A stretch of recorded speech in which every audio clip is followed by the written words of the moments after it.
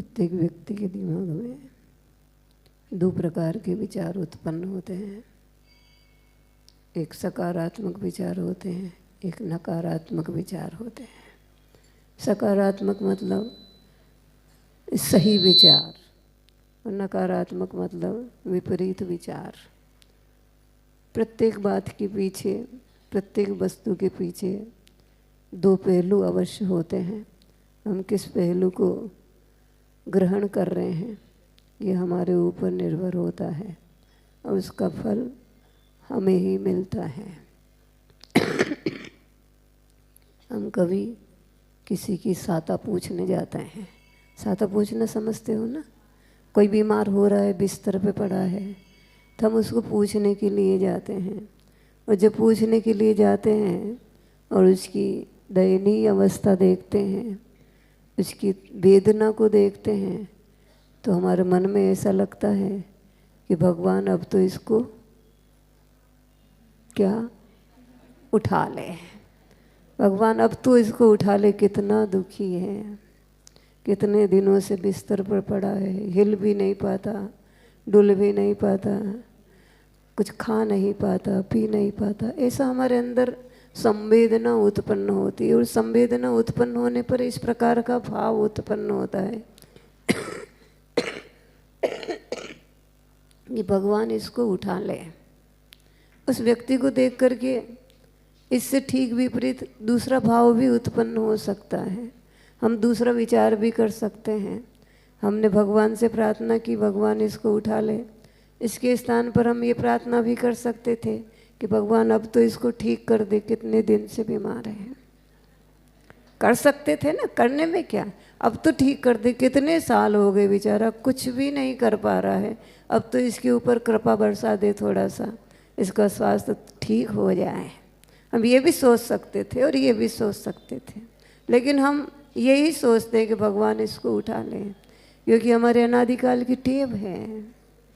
उस टेव के कारण से हम उल्टा विचार करते हैं और ऐसा विचार करते ही हमें एक मनुष्य के मारने का पाप लग गया। हमने भगवान से प्रार्थना की ये मर जाए भगवान। हमारे साथ यदि ऐसा होता, हम कभी बिस्तर में पड़े होते और कोई पूछने आता और कह देता कि भगवान अब तो उठा ले, तो हमें कैसा लगता? हमें कितना बुरा लगता। तेरा क्या खा रहा हूँ, तू कितनी सेवा कर रहा है मेरी, जी मेरे को मारने के लिए कह रहे तू, लगता ना बुरा। और ऐसे ही हर व्यक्ति पूछने की परंपरा तो अपने यहाँ भारत देश में है और जाना ही चाहिए। उसका उपयोग थोड़ा सा परिवर्तित हो करके 2 मिनट के लिए शांति की अनुभूति हमारे निमित्त से उसको हो जाती है।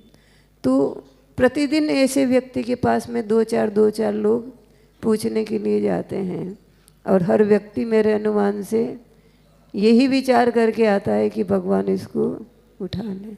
और उन सब की इन खोटी भावनाओं से वो लगभग 6 महीने में तो मृत्यु को प्राप्त हो जाए। और इसके स्थान पर हर व्यक्ति ये विचार करके आता कि भगवान अब तो इसको ठीक कर दे, भगवान इसको अब तो ठीक कर दे, तो 6 महीने में मेरे अनुमान से वो ठीक हो जाता और हमें पुण्य का बंध होता।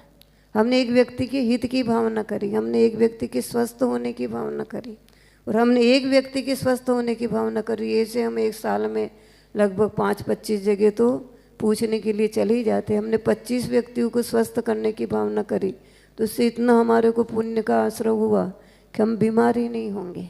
और वो 25 व्यक्ति हमारे स्वस्थ होने की भावना करेगा, क्योंकि इस हाथ लेना और इस हाथ देना, जैसा आप करेंगे वैसा आपको मिलेगा। आप उसको भगवान से उठाने की भावना करेंगे, वो सब भी आपको भगवान से उठाने की भावना करेंगे। हम अच्छे भाव कर सकते हैं चाहे तो, और बिना प्रयोजन के हम इतना बड़ा पाप अपनी गांठ में बांध लेते हैं, उसके स्थान पर इतना बड़ा पुण्य भी हम लूट सकते हैं। एक स्थान की कमेटी आई हमारे पास में, कोरोना का समय चल रहा था कि माता जी हम तो बहुत ही परेशान हैं, हम तो रोज़ भगवान से प्रार्थना करते भगवान उसकी सदगति हो जाए, मतलब वो मर जाए। मैंने कहा क्यों ऐसी प्रार्थना क्यों करते हो? कि माता जब जब हम कुछ काम करने का विचार करते कि मंदिर में चलो बहुत दिन हो गए, 50 लोग मिलकर के विधान कर लेते हैं, थोड़ी पूजा कर लेते हैं, भक्तामर्जी का पाठ कर लेते हैं। और जैसे हमने कार्यक्रम बनाया और वो फ़ोन कर देता है, पुलिस आके खड़ी हो जाती, पुलिस खड़ी हुई, हमारा सब कार्य डिसमिस हो जाता है। इसलिए हम तो यही प्रार्थना करते। मैंने कहा कितनी उल्टी प्रार्थना करते हो तुम। ये प्रार्थना नहीं करा करो कि उसकी सदगति हो जाए, ये प्रार्थना करा करो कि उसको सन्मति मिल जाए, उसकी बुद्धि अच्छी हो जाए, उसकी बुद्धि ये जो विघ्न डालने की है, अंतराय डालने की है, उसके स्थान पर कार्यक्रम में सहयोग देने की बन जाए। क्या जा रहा है तुम्हारा? तुम्हारी भावनाओं से वो मरेगा नहीं, उसकी आयु है, जब तक वो जिंदा रहेगा। और तुम्हारी भावनाओं से कोई फर्क पड़ने वाला नहीं है। लेकिन तुम्हारे अंदर जो पाप का बंध होगा और जो मनुष्य को मारने के भाव उत्पन्न हुए हैं, उसका जो फल तुम्हें मिलेगा, वो फल तुम्हारी आंखों में आंसू बहाएगा। तो इन्होंने कहा माता जी ठीक है, आप कह रहे हैं तो हम भावना बदल दे रहे हैं। और उन पूरी कमेटी ने, समाज वालों ने भावना बदल दी। भगवान उसको सन्मति मिले, भगवान उसको सद्बुद्धि मिले, भगवान उसको सद्बुद्धि मिले। और 6 महीने पूरे नहीं निकले और उसको अपना मकान का एक प्लाट बेचना था। उसने कहा मैं जैन मंदिर को ही ये प्लाट भेजूंगा, भले ही हमारे को कम पैसा मिले। पूरी समाज कितनी बड़ी होती है। एक एक व्यक्ति की भावना उसके दिमाग पर जा कर के, उसके हृदय में जा कर के टच कर रही थी। और उन सद्भावनाओं से उसकी बुद्धि बदल गई, और बुद्धि बदली तो हमारे मंदिर के लिए वो हेल्पर बन गया। ये दोनों विचार हमारे जीवन में चलते रहते हैं, हमेशा चलते रहते हैं। हम जैसा विचार करते हैं वैसा ही हमारा भविष्य बनता है। हम अच्छे विचार करें, खोटे विचार नहीं करें। हम खोटे विचार करते हैं अपने लिए, स्वयं के लिए भी हम खोटे विचार करते हैं, पराये के लिए नहीं। स्वयं के लिए भी हम खोटे विचार करते हैं। हमारे पास कोई, अरे क्या करूँ, मैं तो पूरे दिन बीमार ही रहता हूँ, मैं तो बीमार ही रहता हूँ, मैं तो बीमार ही रहता हूँ। क्यों नहीं रहोगी बीमार? तुम भावना ही ये कर रहे हो 24 घंटे कि मैं बीमार रहता हूँ, मैं बीमार रहता हूँ। अरे तुम बीमार नहीं रहते, तुम इतने स्वस्थ हो कि मंदिर आ पा रहे हो, अपने मित्रों से बोल पा रहे हो, रोटी बना करके खा पा रहे हो, और क्या चाहिए तुम्हें? लेकिन हम अपने से ज़्यादा स्वस्थ वाले की तरफ देखते हैं तो हम अपने आप को बीमार नजर आते हैं। और जब हमारे से भी ज़्यादा बीमार आता है उसको देखते हैं तो हमारे अंदर गर्व आने लगता है कि हम तो बहुत स्वस्थ हैं। हम अच्छे भाव करें, अपने वालों के लिए भी अच्छे भाव करें। कितना भी बड़ा दुश्मन हो, संसार में दुश्मन होंगे, मित्र भी होंगे, और कब वो मित्र दुश्मन बन जाएंगे और कब दुश्मन मित्र बन जाएंगे कोई विश्वास नहीं। हम अच्छे भाव करें, अच्छे भाव करने का फल भविष्य अच्छा होता है। हमारे पारसनाथ भगवान और कमठ 10 भव तक साथ चलते रहे। कमठ उल्टे भाव करता रहा और पारसनाथ भगवान सीधे भाव करते रहे।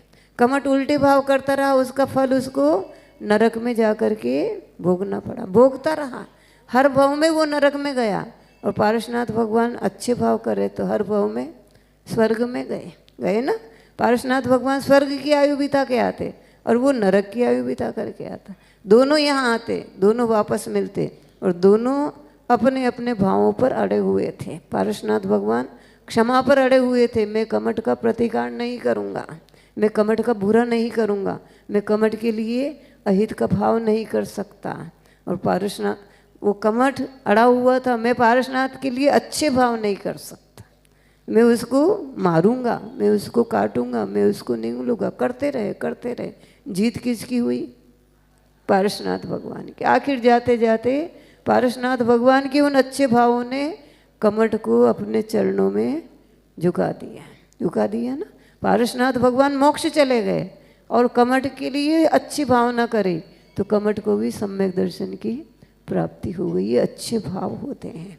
हम अच्छे भाव करें, सामने वाला हमारे लिए कुछ भी कर रहा हो हम उसके लिए अच्छा करेंगे, हम उसके लिए अच्छा विचार करेंगे तो हमारा अच्छा तो होगा ही होगा। हम किसी की सेवा करने के लिए हाथ में घी लेंगे, सामने वाले ने नहीं लगवाया कोई बात नहीं, तो भी हमारे हाथ की मालिश तो हो ही जाएगी। हमारे हाथ की मालिश तो हुई क्योंकि हमने सेवा का भाव किया था और हमने अपने हाथ में अंगारे उठाए। सामने वाले का पुण्य का उदय था, हमने अंगारे फेंके भी तो भी उसके ऊपर नहीं गिरे, लेकिन हमारे हाथ तो जलेंगे क्यों? कि हमने अंगारे उठाए थे, अंगारे उठाए थे। सामने वाले की तो अपनी जैसी किस्मत होगी, जैसे उसके भाव होंगे, वैसे उसका भविष्य होगा। सामने वाले का क्या हो रहा है, अपने को उसका टेंशन नहीं करना, अपने को तो अपना क्या हो रहा है उसका टेंशन करना है। और हमें अपने भाव सुधारना है। जितने जितने अच्छे भाव होंगे हमारा भविष्य उतना अच्छा होगा। करना कुछ नहीं है, ये विचार समाप्त नहीं होंगे। संसार में व्यक्ति के विचार समाप्त होते ही नहीं हैं। एक तिल भी देखे तो भी उसको, तिल को देख करके भी आदमी के दिमाग में विचार उत्पन्न होते, कुछ न कुछ भाव जरूर उत्पन्न होते हैं। अब वो अच्छे भाव होते हैं या खोटे भाव होते हैं, वो हमारे हाथ में है कि हम पुरुषार्थ पूर्वक अच्छे भाव बना सकते। एक मैंने खाली उदाहरण दिया था, ये बीमार को देखने के जाने का हमने उदाहरण दिया, और ये हमारे जीवन में हमेशा घटती है। और शायद कोई बैठा हुआ होगा जो जा कर के ऐसी प्रार्थना करके आता होगा कि भगवान अब इसको स्वस्थ कर। हर व्यक्ति के दिमाग में एक ही बात आती है कि मर जाएगा ना तो दुखों से छूट जाएगा। मरने से दुखों से नहीं छूटता। अपना किया हुआ कर्म इस जन्म में ना सही पर भव में मिलता। वो कर्म तो हमें भोगना ही पड़ेगा। यहाँ से मर जाएंगे तो अगले भव में भोगना पड़े। और मरने के बाद कोई अपने रिजर्वेशन तो हो नहीं गया भाई जा कर के पक्का है कि स्वर्ग में देव पर्यायी मिलेगी। क्या मतलब यहाँ से मर कर के कुत्ता बन गया, सूअर बन गया और सांप बन गया और ऐसी खोटी पर्याय मिल गई और नरक में चला गया तो इससे भी ज़्यादा कष्ट में हो जाएगा। इसलिए हम अच्छे भाव करें और अच्छे भाव करके अपने